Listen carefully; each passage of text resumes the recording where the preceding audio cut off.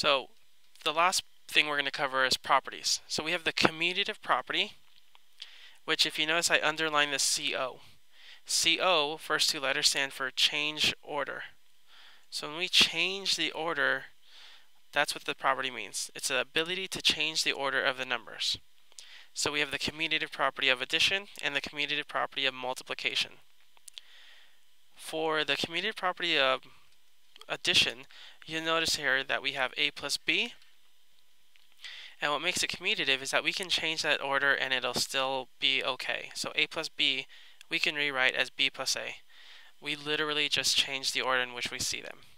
Multiplication is the same exact idea, except with multiplication obviously. Next thing is associative property. So associative property of addition is the idea that we can reassociate these numbers or regroup them. So you'll notice in addition we have a plus and b plus c are together. So it's almost as if you guys are sitting with your friends and you want to go to another table. That's still okay. So we have a and then b plus c are grouped together, and that's equivalent, or that's okay, and that's associative property, to now put a plus b together. Multiplication, same idea. So identity property we're going to go through really quick.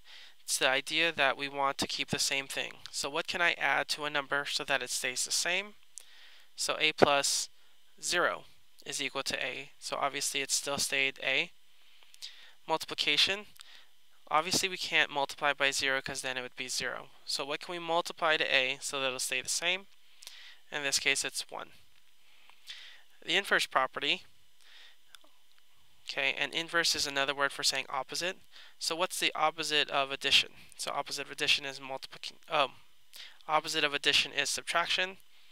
Opposite of multiplication is division. So instead of a divided by 1, when we flip it over, when we take the inverse or the opposite, we're just going to flip it over. So 1 divided by a. The last part that I know a lot of you 7th graders did not cover is the distributive property. So the way that this is read is we have a times the quantity. So when I read quantity, that means the parentheses, the stuff inside the parentheses. So a times the quantity of b plus c. When we do that, we're literally taking this a and we're distributing it to everything inside of our parentheses.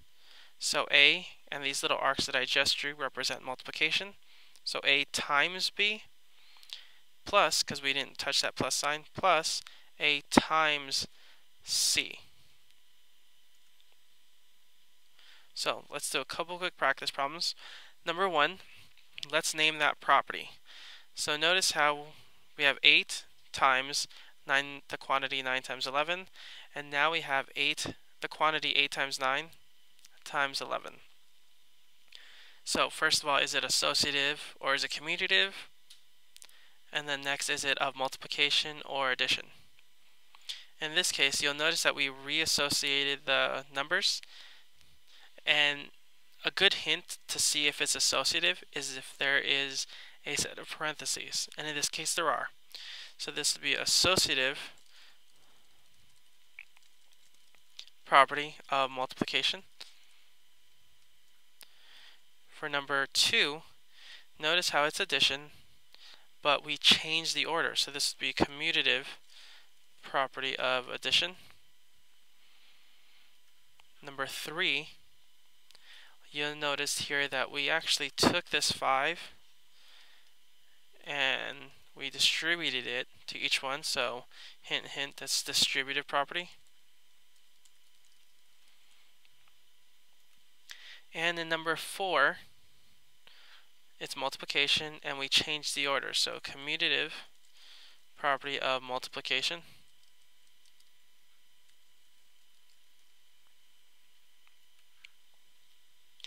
Now it's your turn. I want you to try solving these 6 problems, and I want you to write them down in your notes. But that's all for now. I'll see you guys next time.